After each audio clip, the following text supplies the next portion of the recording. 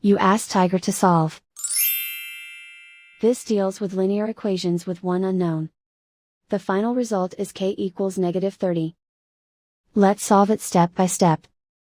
Move the negative sign from the denominator to the numerator. Swap sides.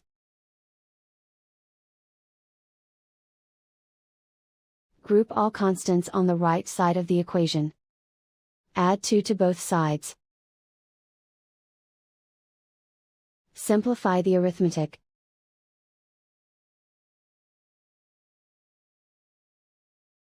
Isolate the k. Multiply both sides by 3.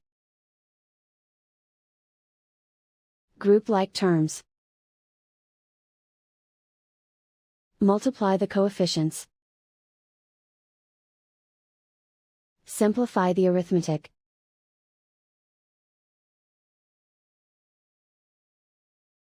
Convert the k into a positive number. Multiply both sides by -1. Remove the ones. Simplify the arithmetic. And so the final result is k equals -30.